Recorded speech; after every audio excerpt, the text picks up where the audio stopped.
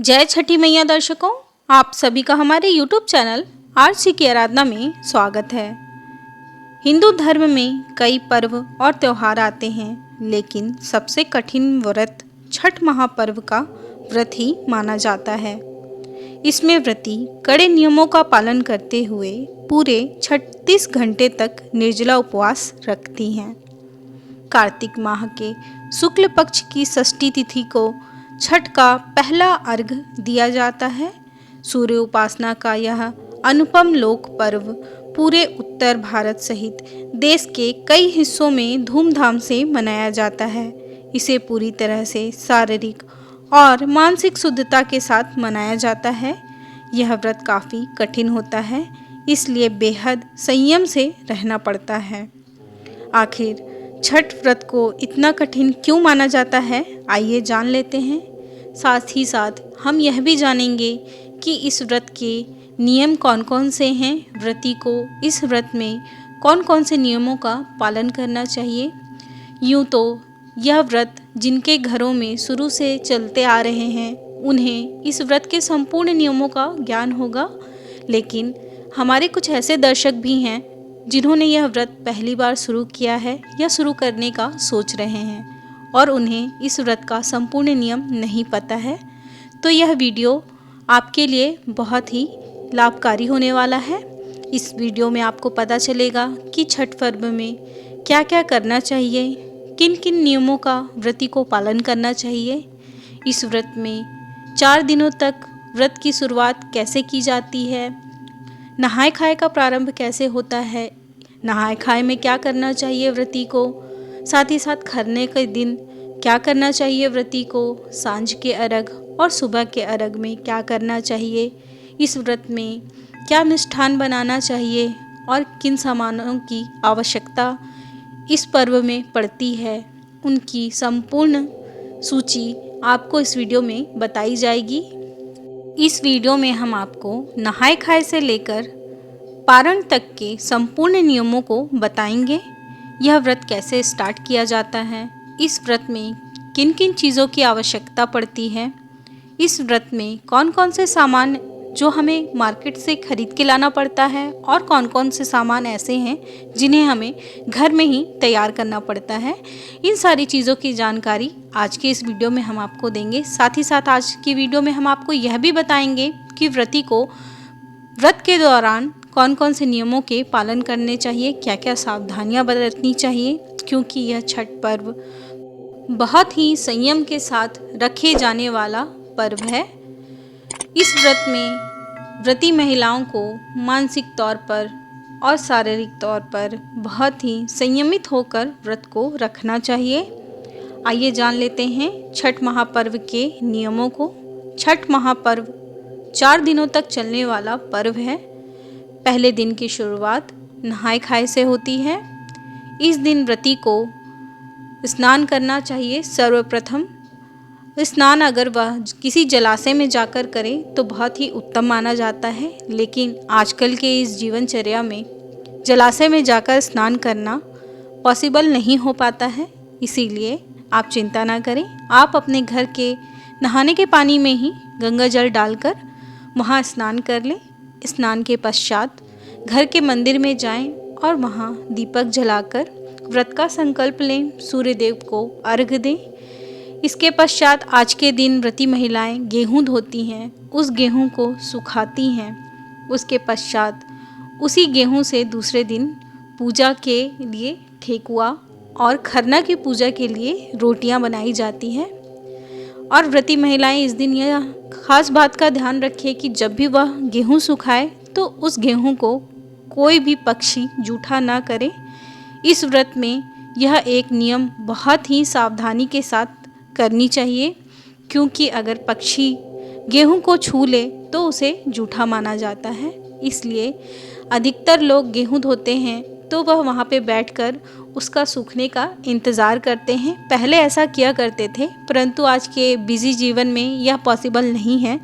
इसलिए आप गेहूं धोकर उसे किसी कपड़े से ढाँक दें और सूखने के पश्चात उसे पिसवा लें। इसके पश्चात व्रती महिलाएं नहाय खाए के दिन अपना सात्विक भोजन बनाती हैं। इस दिन चने की दाल और कद्दू यानी जिसे लौकी भी कहते हैं, लौकी की सब्जी, चावल घी में बनाकर खाना चाहिए। यह खाना उन्हें सेंधा नमक में बनाकर खाना चाहिए। यह व्रत की शुरुआत होती है। इसके पश्चात दूसरे दिन की तैयारी करते हैं। दूसरे दिन के पूजा को हम खरना पूजा कहते हैं। खरना पूजा के दिन शाम में पूजा किया जाता है। शाम के लिए नए चावल की गुड़ की खीर बनाई जाती है और साथ ही साथ वही गेहूं जिसे आप नहाय खाए के दिन धोते हैं, सुखाते हैं और पिसाते हैं, उसकी रोटी बनाई जाती है। उस रोटी को और गुड़ के खीर को केले के पत्ते के ऊपर रखकर, उसके ऊपर पके हुए केले को रखकर उसे पीले सिंदूर से टीका जाता है। उसे धूप अगरबत्ती दिखाकर सूर्य देव को प्रणाम कर कर खरना का प्रसाद सूर्य देव को और छठी मैया को चढ़ाया जाता है। उसके पश्चात व्रती प्रसाद को परिवार के समस्त लोगों में वितरण करती है। वितरण करने के पश्चात व्रती इसी प्रसाद को ग्रहण कर कर दूसरे दिन से निर्जला व्रत का प्रारंभ करती है। यह व्रत करते समय एक बात का ध्यान रखें कि खरना पूजा के दिन व्रती सुबह से शाम तक, जब तक खरना की पूजा न हो जाए, निर्जला उपवास करती हैं। निर्जला उपवास कर कर ही खरना का पकवान बनाया जाता है, भगवान को चढ़ाया जाता है और उसके पश्चात इसी मीठे प्रसाद को ग्रहण कर कर दूसरे दिन 36 घंटों का निर्जला व्रत किया जाता है। अब व्रत के तीसरे दिन व्रती मिष्ठान बनाती है, जिसमें ठेकुआ, गुजिया जिसको बिहार में पिरिकिया कहा जाता है, और नए चावल से बने हुए चावल के लड्डू बनाए जाते हैं। ठेकुआ गुड़ या शक्कर किसी भी चीज़ों का आप बना सकते हैं। इस व्रत में अर्घ देने के लिए बांस के सूप या टोकरी का उपयोग किया जाता है।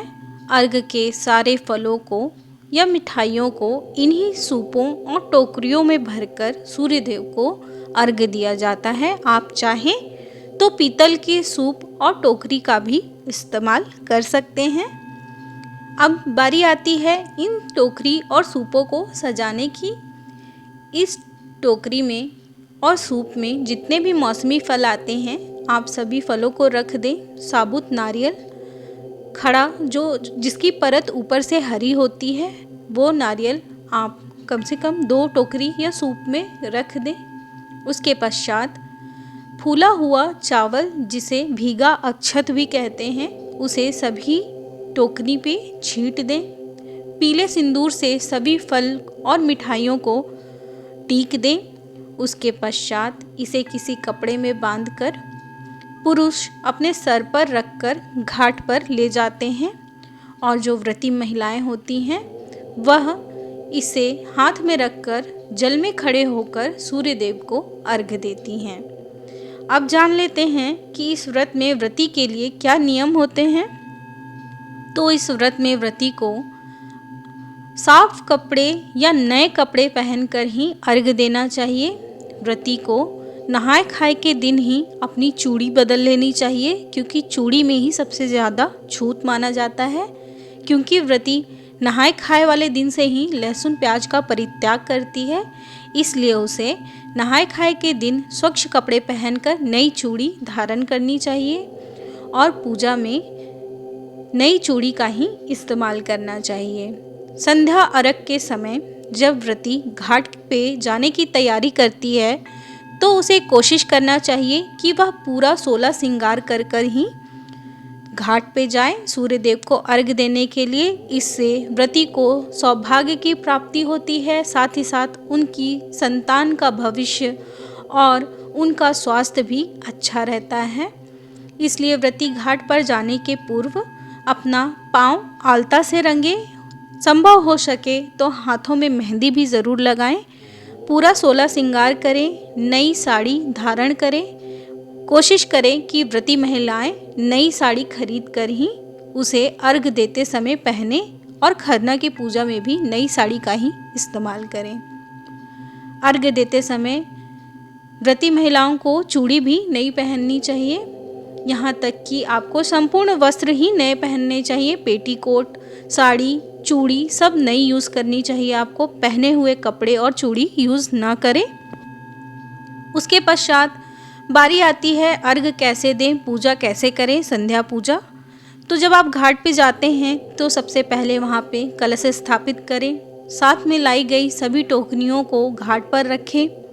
उन टोकनियों पर दिया, घी का दिया और धूप बाती जलाएं और व्रती महिलाओं को घाट में पानी या तालाब जहाँ पे भी वह जा रही हैं उस तालाब में कम से कम घुटने तक के पानी में खड़े हो जाना चाहिए और सूर्य देव की तरफ मुख कर कर हाथ जोड़कर उनसे प्रार्थना करनी चाहिए।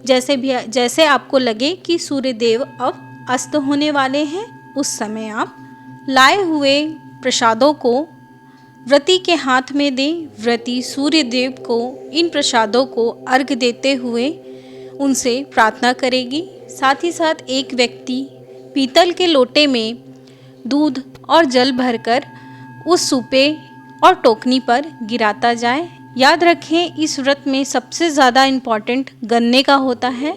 गन्ना जिसमें 5 पत्ते लगे हुए हों, उस गन्ने का उपयोग इस पूजा में ज़रूर से होता है। आप सभी टोकनियों और सूपों पर गन्ने को रखना ना भूलें। हो सके तो साबुत गन्ना जो होता है आप उसे घाट पर लगाएं। कलश के पास 4 गन्नों को या 5 गन्नों को जोड़कर तालाब में गाड़ें और वहीं पर व्रती महिला खड़े होकर सूर्य देव को अर्घ दें। अर्घ देने के पश्चात व्रती महिला को सभी सुहागनों को सिंदूर लगाना चाहिए। इस व्रत में पीले सिंदूर को बहुत ही महत्वपूर्ण बताया गया है। इस व्रत में व्रती महिला कहा जाता है कि अगर वह किसी सुहागन को सिंदूर लगाती है तो उसका सौभाग्य अचल हो जाता है। साथ ही साथ छठी मैया का आशीर्वाद भी उसे प्राप्त होता है। इसके पश्चात बारी आती है सुबह की पूजा का, जिसे भोर का अर्घ भी कहा जाता है। भोर के अर्घ में भी व्रती महिलाओं को स्वच्छ वस्त्र धारण कर कर घाट पर जाना चाहिए। उसके पश्चात उन्हें घाट पर या तालाब में घुटने तक पानी में खड़े होकर सूर्य देव की प्रार्थना करनी चाहिए। साथ ही साथ एक बात का विशेष ध्यान रखें कि शाम में चढ़ाए गए फलों का प्रयोग सुबह की पूजा में ना करें, क्योंकि चढ़ाए हुए प्रसाद को भगवान को वापस तो नहीं चढ़ाया जा सकता।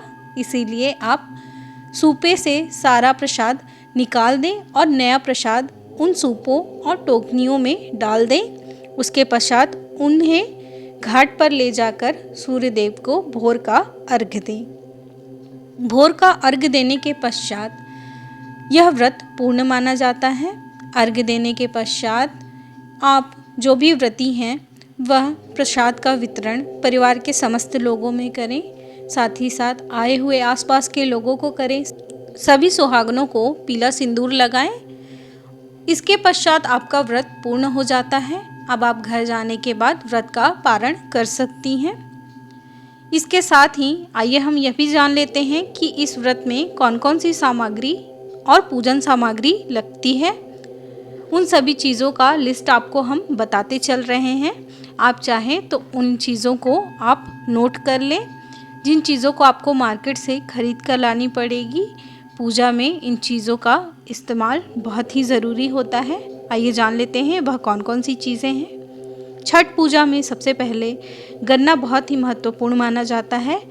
ऐसे 5 गन्ने लें जिसमें पत्ते लगे हों, साथ में पानी वाला नारियल, अक्षत, पीला सिंदूर, दीपक, घी, बाती, कुमकुम, चंदन, धूप बत्ती, कपूर, दीपक, अगरबत्ती, माचिस, फूल, हरे पान के पत्ते, साबुत सुपारी, शहद का भी इस्तेमाल कर सकते हैं आप। इसके अलावा हल्दी, मूली और अदरक का हरा पौधा, बड़ा वाला मीठा नींबू, शरीफा, केला और नाशपाती इसमें ज़रूर लगता है। इसे पूजा में ज़रूर यूज़ किया जाता है। इसके अलावा शकरकंदी, जिसे सकला भी कहते हैं, और सुथनी भी लेना चाहिए। मिठाई, गुड़, गेहूं और चावल का आटा और घी की भी व्यवस्था इस व्रत में कर लेनी चाहिए।